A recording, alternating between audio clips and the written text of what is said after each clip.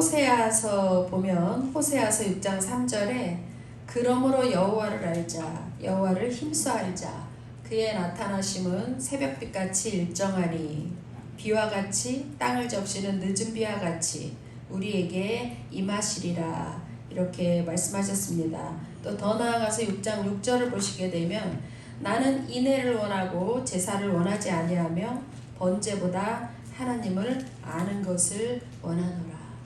하나님은요, 우리가 하나님을 그렇게 알기를 원하셔요. 하나님을 힘써 알기를 원하세요. 한 주간 동안 살아갈 때 하나님 알기 위해서 많이 힘들 쓰셨죠? 네. 어우, 막 웃으시는데 너무 즐거워하시는 웃음이 하나님을 알기에 힘쓰시는 웃음으로 알겠습니다. 네. 우리가 무언가를 알기 위해서는 어떻게 해야 되죠? 예를 들면 어떤 제품을 사게 되면 그 제품의 사용 설명서가 굉장히 글씨가 작잖아요. 요즘은 이렇게 약 같은 거를 사면 아니 어떻게 이렇게 글씨가 작은지 막 돋보기를 껴도 안 보이고 사진으로 그래서 찍어서 그것을 이렇게 확대해서 봐야 될 정도로 글씨가 작은데 그렇지만 저희가 글씨 작다고 무시하고 대충 약품을 사용하진 않잖아요. 우리가 또 산을 알고 싶다, 뭐 설악산을 알고 싶다, 봉이산을 알고 싶다 하면 어떻게 해야 돼요? 그냥 그림으로만 산이구나 라고 하는 걸로 산을 다 알아가지 못하죠. 산을 등산을 해야 되고 힘들고 막 어려워도 막 기어서라도 막 올라가서 산 정상에 가서 전체를 돌아봐야 그제서야 아 내가 등반을 했고 이제 설악산을 조금 알 것 같아 이렇게 말하지 않나요? 저도 젊은 시절에 아주 용기가 출중해가지고 설악산을 등반한 적이 있어요. 그런데 뭐 잘하는 사람들은 뭐 1박 2일에도 갔다 오고 하루에도 뭐 갔다 온다고 하는데 저는 4박 5일 동안 갔다 왔거든요. 텐트를 가지고 처음에 텐트 치고 밑에서 올라갈 때는 아주 신이 났었죠. 근데 텐트가 사실 얼마나 무거워요. 배낭에다 그거 치고. 그런데 하필이면 저희가 여름에 간 거예요. 아무리 산속이지만 뭐 비 오듯이 땀이 온몸을 적시고 그런데 또 저희 8월에 갔더니 장마 시즌 조금 겹친 그 비가 이렇게 늦게 또 내렸는지 얼마나 비가 많이 오는지 그래서 막 이 산행을 하는 게 정말 막 그 전쟁이었어요. 자고 나면 막 그 옆에 물이 불어나가지고 오 죽을 뻔했네 할 정도로 다 쓸려 나갔는데 제가 또 그때나 지금이나 잠이 많잖아요. 잠자면은 빗소리도 못 듣고 그래서 다른 팀은 다 도망갔더라고요. 저희만 막 이렇게 옆에 진짜 위험하게 돼 있었는데 하나님 은혜로 또 나오고 그래서 이제 거의 소청봉이라는 데까지를 갔었는데요. 아 정말 포기하고 싶은 거예요. 소청봉에서 대청봉을 가는데 이게 이렇게 굉장히 가파른 그 산의 언덕인데 거의 거북이처럼 이렇게 기어갔던 기억이 나요. 그런데 그렇게 가서라도 대청봉 정상에 올랐더니 야호 소리를 누가 시키지 않았는데 너무 감격하고 너무 좋아서 막 그 소리가 저절로 이렇게 났던 기억이 나거든요. 우리가 하나님을 좀 그렇게 알았으면 좋겠어요. 힘들면 더듬어서라도 기어서라도 주님의 진리를 발견하고 그 진리를 발견한 그 기쁨으로 와! 내 인생이 하나님을 몰랐기 때문에 이렇게 묶였었구나. 내 인생이 하나님을 더 깊이 알지 못했기 때문에 이렇게 내가 고통의 늪을 그 어둠 속에 헤매고 살았구나. 주님의 빛이 나에게 비치고 있었지만 새벽빛같이 일정하게 하나님이 나타나신다 그랬잖아요. 그런 그 하나님을 안 계시더라고. 내 인생에 왜 하나님이 어디 계시냐고 그렇게 내 눈을 가리고 내 귀를 막고 내 마음을 닫고 내가 이렇게 어둠의 시간을 그렇게 살았구나. 그런 우리가 아주 고백을 할 수가 있겠죠. 제가 이 핸드폰을 켜고 여기 올라왔더니 카톡이 자꾸 소리가 나는데 제가 어젯밤에 저녁 10시에 기도하려고 여기 앉았는데 하나님께서 제 마음에 주신 마음이 있어서 기도문을 이렇게 다 썼어요. 그래서 그거를 여기다가 이제 저장을 하고 우리 읽어드리려고 가져왔더니 누가 이리 카톡을 하면서 예배 시간에 카톡을 올리네요. 예. 그래서 우리가 오늘 정말 하나님을 힘써하는 저희가 되었으면 좋겠습니다. 가을 너무 반갑지 않나요? 아주 너무 선선하고 너무 시원하고, 물론 낮에는 굉장히 뜨거운데 저는 이 낮에 왜 이렇게 뜨거운지 몰랐어요. 아니 여름도 갔는데 왜 이렇게 낮에 뜨겁지 이랬더니 우리 권사님이 목사님 이렇게 뜨거워야 곡식이 잘 여문다 그러시더라고요. 그래서 하나님이 그런 깊으신 뜻이 있구나. 그러니까 낮에는 뜨거운 게 정상이구나.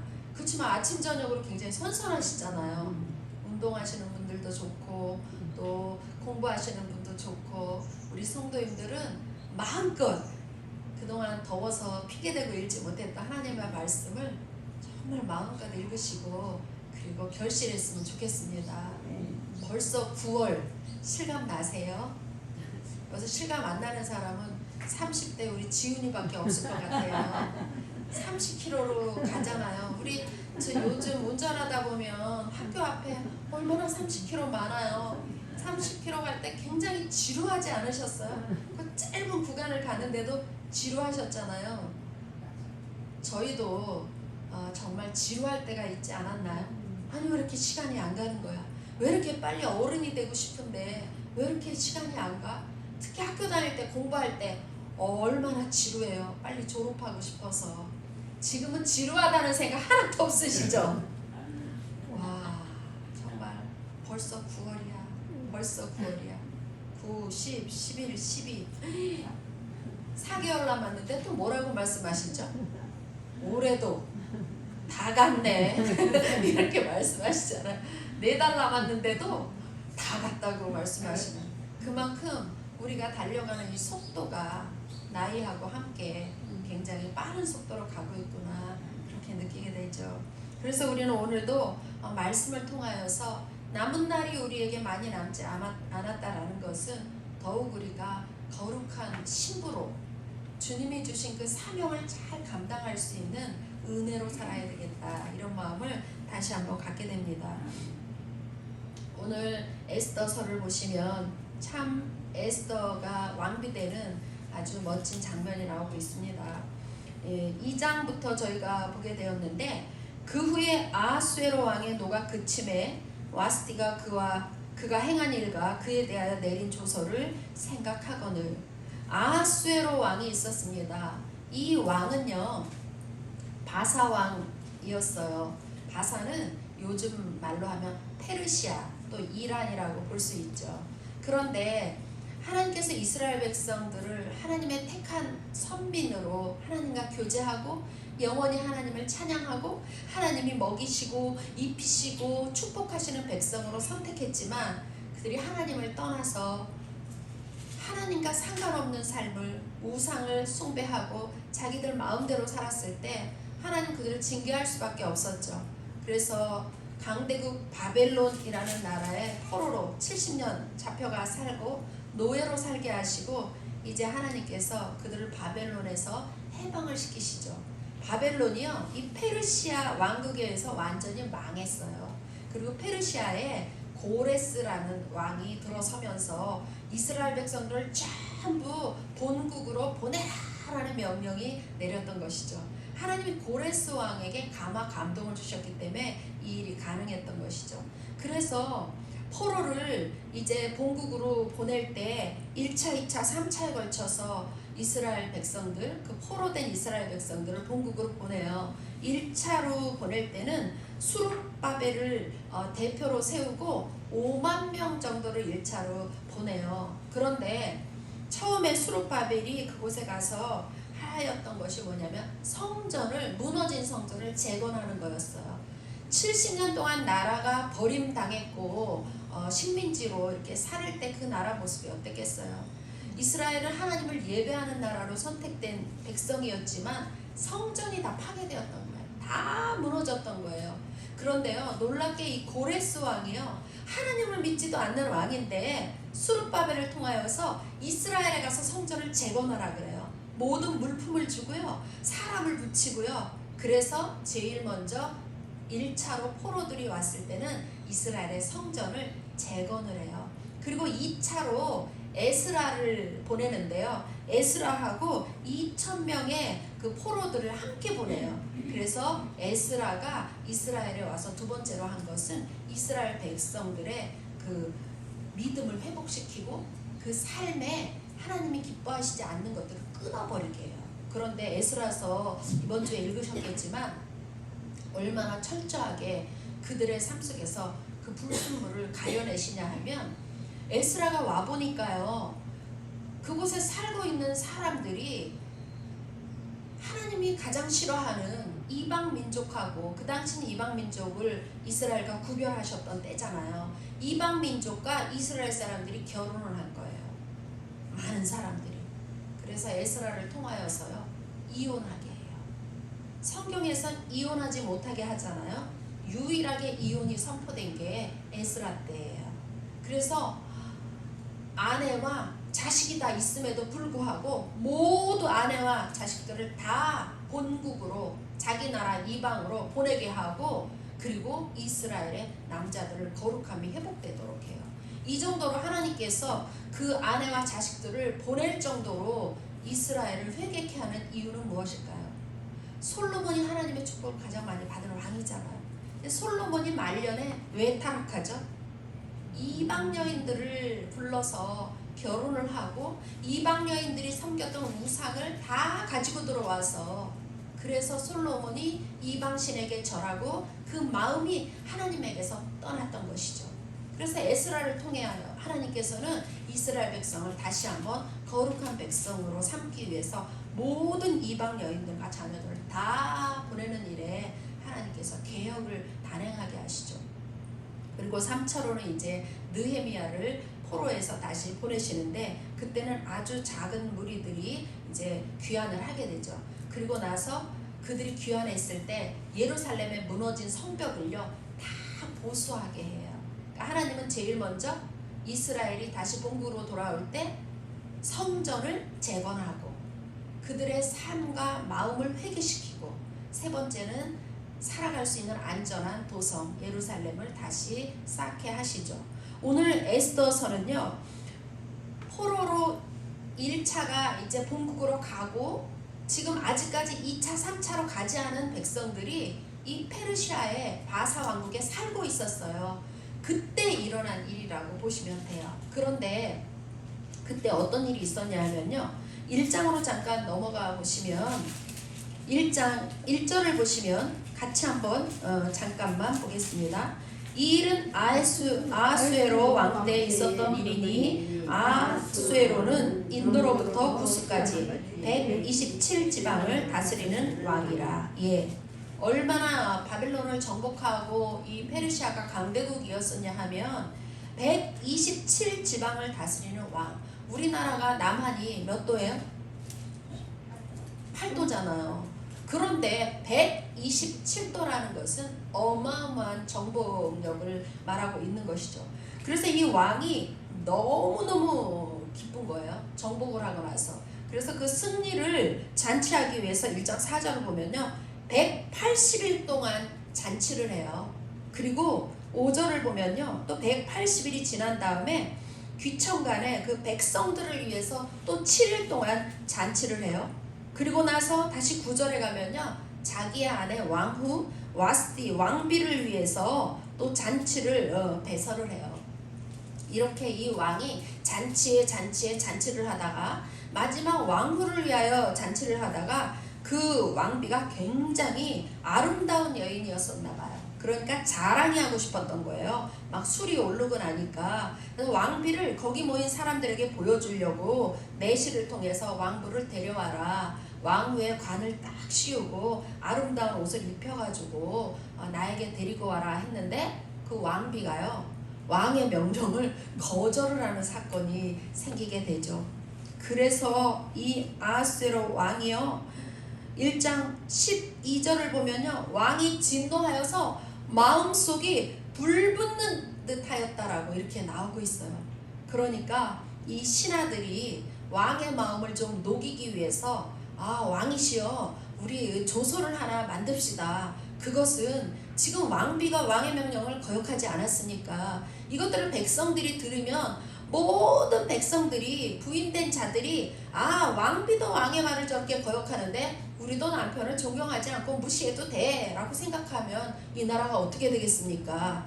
그러니까 왕비를 우리 폐위시킵시다 이렇게 조서를 작성하자고 하는데 왕이 그러잖아도 지금 수치심이 있고 마음이 막 진노함이 불탔는데 왕후를 자신의 손으로 폐위시키기는 그렇잖아요. 그런데 막 신하들이 그렇게 얘기하니까 좋다 해가지고 조서를 내리고 왕비를 폐위시켰습니다.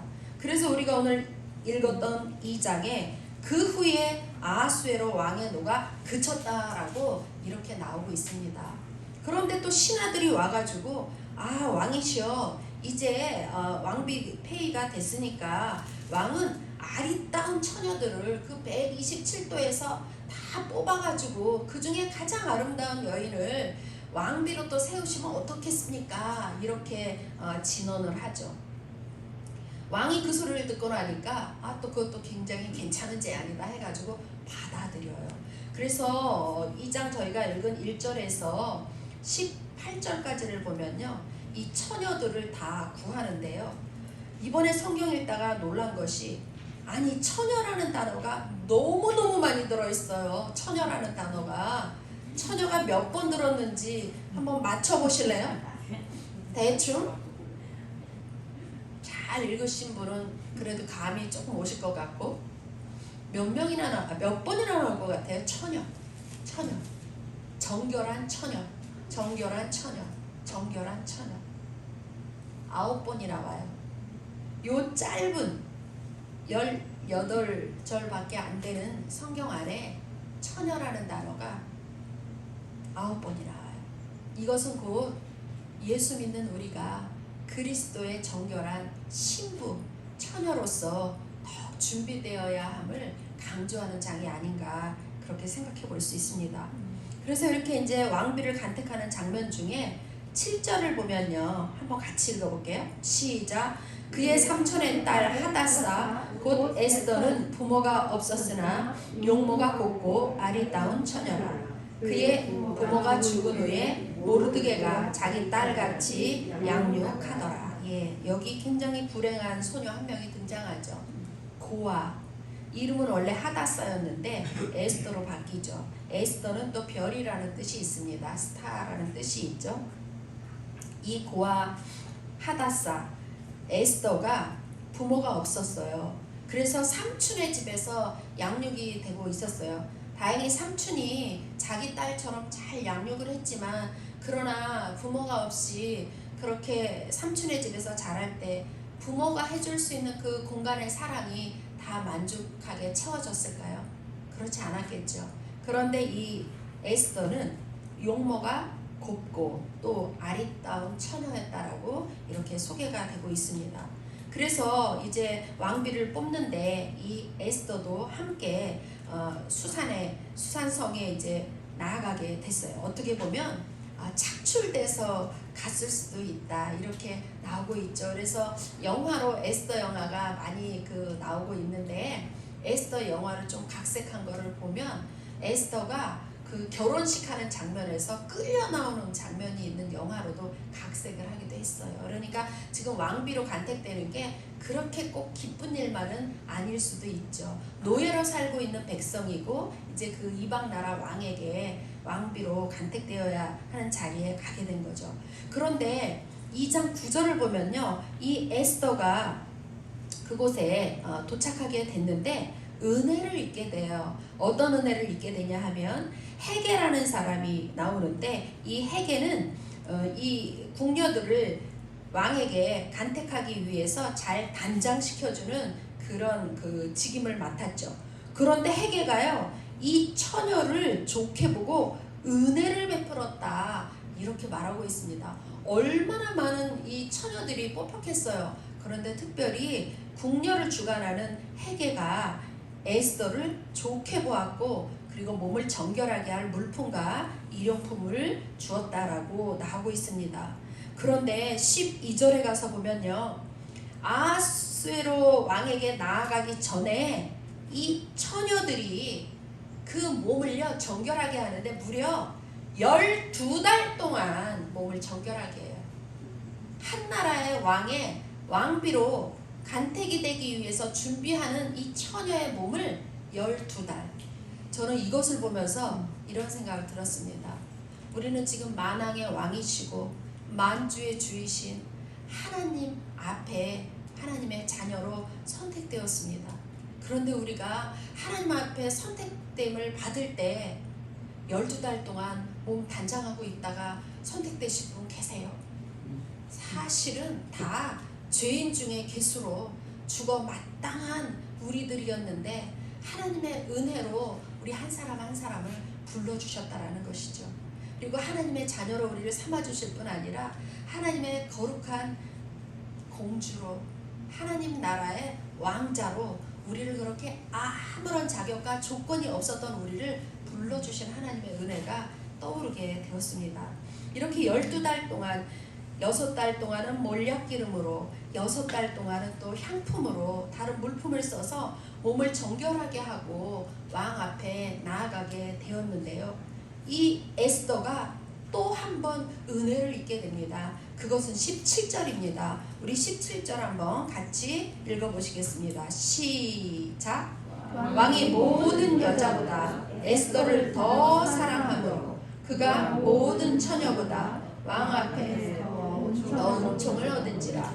왕이 그의 머리에 관을 씌우고 와스비를 대신하여 왕으로 삼은 후에 18절도 읽을까요?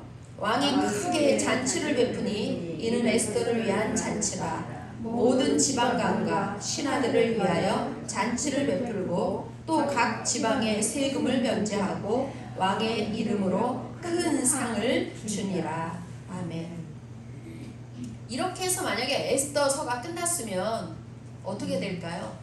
와, 고아로 살았던 가장 불행한 소녀가 은택을 입어서 가장 큰 나라의 왕의 왕비가 되었네, 이렇게 하고 그친다면 우리가 여기서 얼마나 큰 은혜가 된다라고 생각할 수 있을까요? 하나님은요, 이 세상에 되어지는 모든 일이 우연이 없는 하나님의 뜻과 하나님의 섭리를 따라서 움직이게 하시는 걸 볼 수가 있어요. 오늘 내가 이 자리에 있는 것은, 내가 이 가정에 있는 것은, 이 교회에 있는 것은 그냥 어쩌다가 그렇게 저렇게 해서 이 자리까지 오게 된 게 아니라는 것이에요. 하나님이 그 자리에 앉힐 때는 각 사람마다 사명이 있기 때문에 그곳에 앉히시는 것이죠. 아니, 고아 소녀를 불러서 왕비로 하나님이 세우실 땐 그냥 불쌍히 여겨서 그래, 너 왕비 되라, 이제는 가난을 벗고 잘 먹고 잘 살고 행복하게 누려라, 이 정도로 그치려고 그 에스더를 불렀을까요? 우리 에스더서의 결론을 제가 말씀드리지 않아도 너무나 잘 아시죠. 그 후에 어떤 일이 있게 되죠? 하만이라는 사람이 등장하죠. 이 하만이 아하수에로 왕의 2인자가 됐어요.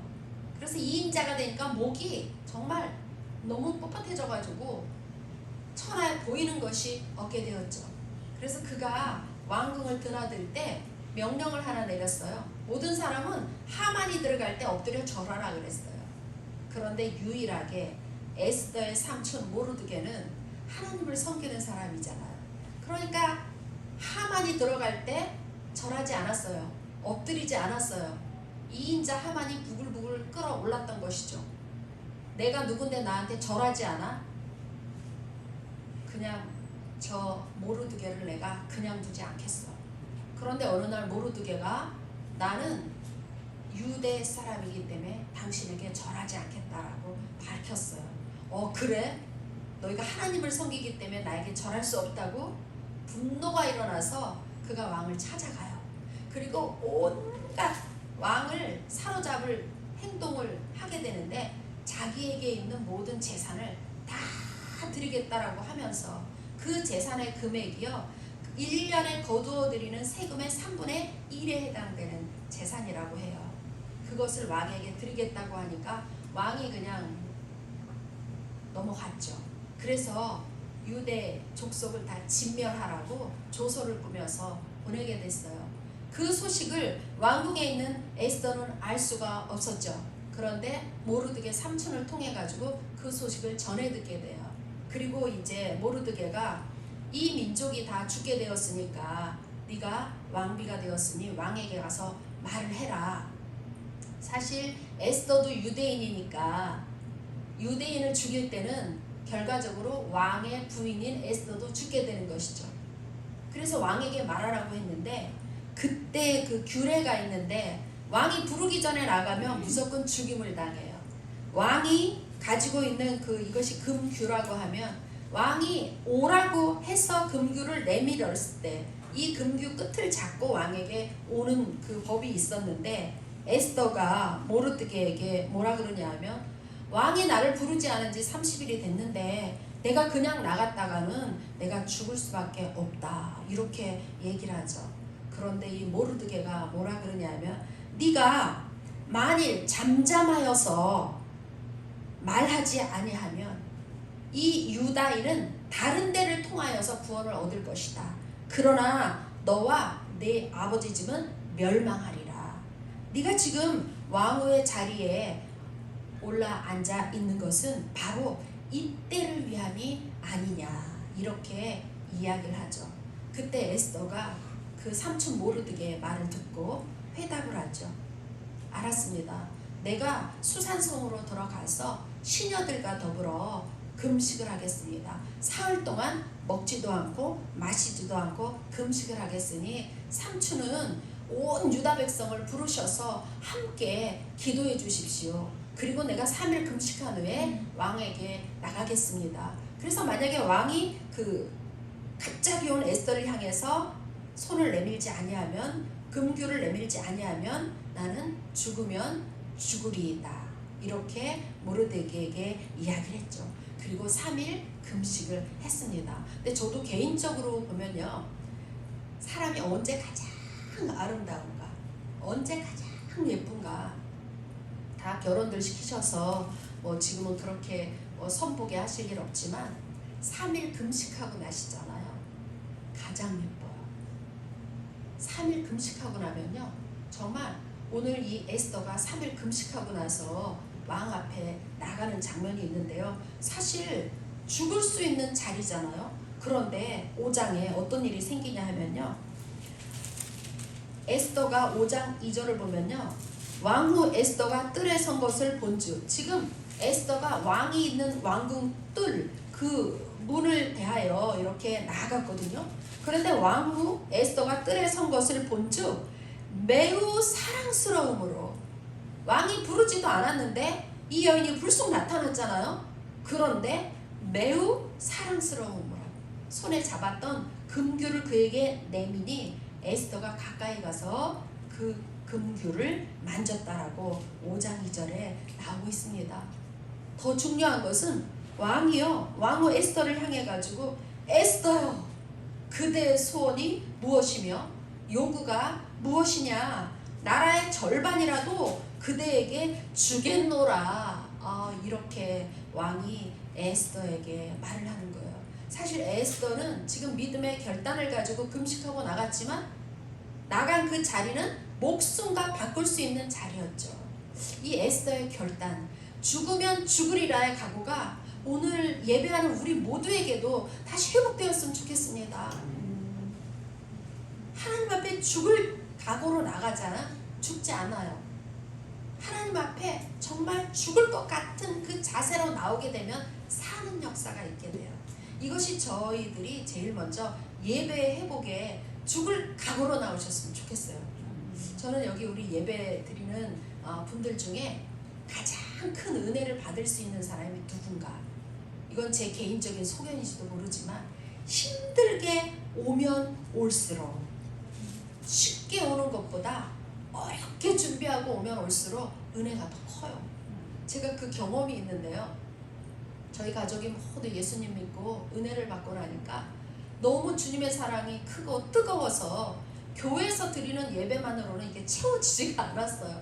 더 말씀 듣고 싶었고 더 기도하고 싶었어요. 그래서 우리 어린 애들들을 정말 데리고 간 게 아니라 막 끌고 갔어요. 업고 안고 막 끌고 가가지고 어디까지 갔냐, 기도원, 그때 포천 기도원이 되게 유명했었거든요. 포천기도원을 가야 되는데 그때 자가용이 없잖아요. 강원대학교 앞에서 줄을 쓰잖아요. 너도나도 그 버스를 타려고 줄을 길게 서 있어요. 이 애기들을 데리고 버스를 타면 이미 버스가 10,000원인 거예요. 그래서 그 운전기사님이 지금은 그렇게 안 하지만 그 당시에 조그만 의자를 가운데다가 쫙 놔요. 그러면은 그 가운데에도 사람이 앉는 거예요. 그러면 양쪽에 2명씩 앉고 가운데 1명 앉았으면 서 있는 사람의 상태가 어떨까요? 완전히 이거는 정말 끼다 못해 곤욕이죠. 거기다 아기를 업었잖아요. 아기를 옆에 또 안았잖아요. 우리 어머님은 그렇게 기도원을 찾아가서 예배를 드리잖아요. 예배가 무슨 말씀을 들었는지 기억이 없어요. 그런데도 얼마나 기쁜지, 얼마나 감사한지, 얼마나 은혜가 차고 넘치든지요. 그래서 매주마다 그렇게 아기를 업고 옆에 양손에 아기를 끌고 가방을 들고 그 기도원에 가면 자리가 없어요. 자리가 딱 요만큼이었던 거예요. 요렇게. 근데 기적은요, 그 아기들이 거기 가면 3,000명, 4,000명이 모여서 박수치기 예배 드리는데 잔다는 거예요. 처음부터 끝까지 잠을 자요, 아기들이. 그렇게 예배를 드렸던 기억이 있습니다. 우리의 예배가 정말 죽을 각오로 예배를 사모하시는 우리 모두가 되었으면 좋겠습니다. 그리고 이제 에스더가 왕이 나라의 반이라 준다라고 했을 때 결국은 뒤로 가면 에스더가 고백하죠. 왕이시여, 지금 온 나라에 조서가 내렸는데 유대인들을 다 진멸하라는 조서가 내렸습니다. 사실 저는 유대인입니다. 처음에 왕비로 간택될 때는요, 삼천 모로도개가 절대로 유대인이라는 걸 말하지 말라 그랬어요. 어느 나라 백성인지 민족인지 말하지 말라 그래서 왕비로 간택될 때는 유대인인 걸 몰랐죠. 그런데 지금 왕이 듣고 보니까 이렇게 악한 조서에 당신이 도장을 찍었잖아요. 근데 왕이 도장 찍은 조서는 변개할 수가 없는 거예요. 그런데 지금 이 조서를 시행되어지게 되면 제일 사랑하는 누가 죽는 거예요? 에스더 왕비도 죽게 되는 거잖아요. 왕의 마음이 너무 급해졌습니다.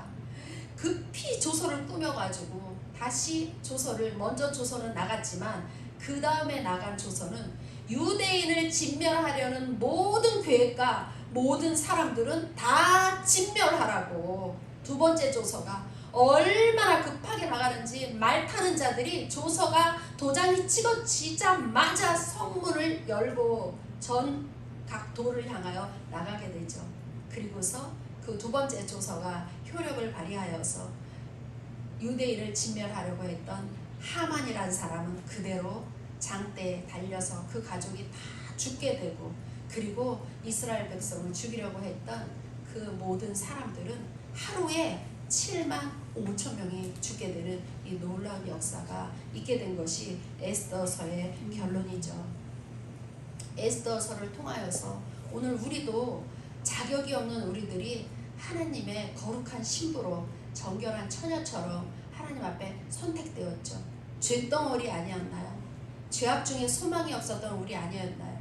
죄가 죄인지도 모르고 세상의 욕망을 따라서 나 중심으로 이 세상이 돌아가야 된다라고 생각하면서 여기까지 달려왔던 우리들 아니었나요? 그런데 하나님이 아들 예수 그리스도를 통하여서 우리를 죄 가운데서 건져주시고 하나님 나라에 동참하고 하나님을 찬양하고 하나님을 예배하는 하나님의 거룩한 백성으로 불러주신 것이죠. 그래서 바울 사도는 이렇게 고백하고 있어요. 로마서 14장 8절에 우리가 살아도 주를 위하여 살고 죽어도 주를 위하여 죽나니 그러므로 사나 죽으나 우리가 주의 것이로다. 이렇게 고백을 하고 있습니다. 고린도후서 5장 14절 15절을 보면요, 또 바울 사도는 이렇게 기록을 했습니다. 그리스도의 사랑이 우리를 강권하시는도다. 그리스도의 사랑이 우리를 강권하시는데요, 우리가 생각하건대 한 사람이 모든 사람을 대신하여 죽었은즉 모든 사람이 죽은 것이라. 한 사람 예수 그리스도가 우리의 죄를 다 짊어지시고 십자가에서 돌아가실 때 그때 모든 사람이 죽은 것이다. 죄로 말미암아 우리 소망이 없었던 우리도 예수님과 함께 십자가에서 죽었다라고 선포하고 있어요. 그래서 우리 세례받을 때 물속에 들어가는 게 바로 그 장사 지낸다라는 것이에요. 예수님이 그리고 사흘 만에 부활하셨잖아요. 그때 새 생명을 입으시고 부활하셨는데 죽었던 우리도, 예수와 함께 죽었던 우리도, 죄에 대하여 세상에 대하여 죽었던 우리가 이제 하나님의 나라의 백성으로 다시 탄생이 된 것이죠. 그래서 그가 모든 사람을 대신하여 죽으심은, 예수님이 모든 사람을 위하여 죽으심은 그 중에 바로 나도 있고 우리 모두가 있는 것이죠. 예수님이 모든 사람을 대신하여 죽으심은 이유가 있습니다. 살아있는 자들로, 우리 예수님 때문에 다시 태어났잖아요. 살아있는 자들로 하여금 다시는 그들 자신을 위하여 살지 않고 오직 그들을 대신하여 죽었다가 다시 살아나신 이를 위하여 살게 하려 하심이라. 아멘이시죠. 예수 그리스도를 위하여 다시 살게 우리를 부르셨다라는 것입니다. 죄가 무엇이죠? 죄가 뭔지 다 아시죠? 죄가 뭘까요? 죄는요, 관역을 벗어났다. 이게 죄의 의미예요. 우리 올림픽에서 안산 선수가 3관왕인가 했잖아요. 이 선수가 3관왕 된 것은 화살이 관역의 정중앙에 근접하게 맞췄기 때문에 금메달을 딸 수 있었죠. 죄는요, 이 관역을 벗어나는 게 죄예요. 죄는 하나님이 원래 우리를 창조하신 그 목적을 벗어나서 내 마음대로 사는 것이 죄예요. 그렇다면 우리 죄에서 한 명도 자유로울 수 없죠. 하나님의 창조의 목적대로 하나님을 영화롭게 하고 하나님을 경외하고 하나님을 찬양하고 그분을 위하여 살으신 분은 죄가 없겠지만 이 세상 어느 누구도 죄에서 자유롭다라고 말할 수 있는 사람 아무도 없죠. 그런데 하나님께서 그런 우리를 예수 그리스도를 통하여 우리의 죄를 완전히 씻어주시고 이제는 하나님을 영화롭게, 하나님을 찬양하며 다시 하나님과 교제하며, 하나님이 오늘 나를 여기 왜 있게 하셨을까? 여기에 있는 나를 원망하고 불평하며 살라고 있게 한 것이 아니라 이곳에서 하나님이 나에게 주신 사명이 있기 때문에, 에스더를 그냥 왕비되게 하신 게 아니라 이스라엘 민족을 살리시게 하여서 고아였던 비천했던 그 에스더를 왕비로 앉히신 하나님은 오늘 우리 각자에게도 사명이 있기 때문에 여기에까지 이르게 하셨다라는 것이죠. 그래서 우리가 기도하실 때 하나님 앞에, 하나님 내가 왜 여기에 있죠? 내가 왜 이 직장에 있죠? 하나님 내가 살고 있는 이 집에 있죠? 이 가족에 있죠? 왜 이 교회에 있죠? 이곳에서요 우리가 하나님을 통하여 사명이 발견되어질 때 그때 진정으로 나의 고통이 이해가 돼요. 나의 고난이 이해가 돼요. 나를 풍성케 하신 하나님의 은혜가 이해가 되어지게 되는 것이죠. 그래서 오늘 우리는 정말 이제는 살아도 주를 위하여, 죽어도 주를 위하여, 지금까지 내 자신을 높이기 위해서 살았고 내가 주인 되는 삶을 살았고 또 그렇게 살기 원하지 않지만 내 육신으로는 자꾸 무너지고 넘어지고 또 내가 왕이 되어서 하나님보다 앞서갔던 우리들이었다라면 다시 한번 주님께 돌아오셨으면 좋겠습니다. 그래서 마태복음 5장에 보시면 예수님이 12제자를 부르시고 산상 복음을 말씀하시잖아요. 8가지의 복을 말씀하시잖아요. 마음이 가난한 자는 복이 있나니 천국이 그들의 것이며, 애통하는 자는 복이 있나니 저희가 위로를 받을 것이며, 8가지 복을 다 말씀하시는데 특별히 이 예수님이 말씀하신 복은 세상의 복의 차원과 완전히 달라요. 세상의 복은 뭐죠? 돈이 많으면 복이 있나니 저가 떵떵거리고 죽을 때까지 먹을 거 걱정하지 않고 살 것이고, 애통이 뭐예요? 슬피 우는 거잖아요. 도우심을 위해서 우는 거잖아요. 울지 않는 자는 복이 있나니. 뭐 이렇게 말하는 게 세상 복 아닌가요? 세상의 복은 잠시 동안 살아가면서 누려질 육신을 위하여 있는 것을 세상의 복이라고 하지만 우리는요, 보이는 나라를 위해서 살도록 부름받은 사람들이 아니에요. 보이지 않는 저 영원한 하나님의 나라를 우리에게 선물로 주셨고, 장차 우리 육신의 옷을 벗는 날, 우리의 호흡이 다하는 날은 그 나라에서 영원히 주님을 예배하고 살도록 우리를 선택하신 하나님이 계신 것이죠. 어제 제가 저녁에 이 자리에 와서 이렇게 기도하려고 밤 10시에 앉았습니다. 제가 이제 하나님 9월이니까 날씨도 너무 좋고, 그동안은 여기서 나와서 기도하려면 덥기 때문에 에어컨을 틀지 않으면 있을 수가 없었어요. 근데 혼자 있으면서 에어컨을 튼다는 건 그건 정말 아닌 것 같아서, 그래서 제가 이제 요 앞에 나와서 기도할 시간을 많이 놓쳤었는데, 어저께 이렇게 하나님께 이제 나와서 하나님 저에게 말씀해 주세요. 하나님 저의 상태를 좀 알려주세요. 그리고 하나님과 마음이 청결한 자는 복이 있나니 저희가 하나님을 볼 것이요 그랬잖아요. 그러니까 하나님 제 마음을 회개시켜 주시고, 그리고 정결한 마음을 하나님 주세요. 그러면서 이제 기도를 하게 됐는데요. 너무너무나 부끄러운 저 자신, 하나님 앞에 얼마나 부족한지 그 회개하는 마음을 깨닫게 해주신 것을 제가 이렇게 기록했어요. 저의 부끄러운 고백이지만 또 이 기도가 우리와 함께 또 공유하면서 주님 맞습니다. 목사님에게 대표로 말씀하신 것이 바로 오늘 나에게 주님 나의 상태를 말씀하신 것이네요 라고 같이 공유가 되어지는 분들은 아멘 하셨으면 좋겠습니다. 제가 잠깐 읽어드리겠습니다. 마음이 가난한 자 복이 있나니 천국이 저희 것이요. 마음이 가난한 사람이란 주님이 알려주셨어요. 제 마음에 작은 일에도 감사해요, 고마워요, 미안해요, 사랑해요, 괜찮아요, 최고예요. 듣고만 있어도 절로 행복해지는 말들이죠. 그런데 주님 언제부턴가 감사가 줄었습니다. 고마움도 잘 못 느끼고요. 미안보다는 당연하다고 생각하고, 사랑보다는 미움이, 괜찮아 라고 말하기보다는 지적하기 바쁘고, 최고가 아닌 최악이라고 생각하는 이 병든 마음을 주님께 올려드립니다. 주님은 시편 말씀을 통하여 상한 심령을 기뻐하신다고 말씀해 주셔서 감사드립니다. 저의 병들고 상한 마음을 받아 주옵소서. 우리 모두는 주님을 갈망합니다. 주님이 필요합니다.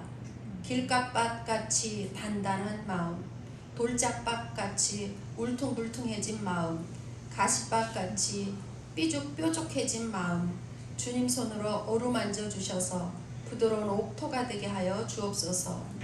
주님, 천국이 여기 있다 저기 있다 할 것이 아니라 너희 마음속에 있다고 하셨는데, 주님 마음이 가난하지 못하여서 빼앗긴 천국을 오늘 침노하기 원합니다. 천국은 내 마음속에 있다 하신 그 말씀이 오늘 응하게 하여 주시옵소서. 애통하는 자는 복이 있나니 저희가 위로를 받을 것이며, 사람 앞에 우는 자가 되지 않게 하시고 주님 앞에 울게 하여 주십시오. 그리고 주님의 위로가 임하시길 원합니다. 우리의 모든 것 되시는 예수님의 이름으로 기도드립니다. 같이 기도하시겠습니다. 우리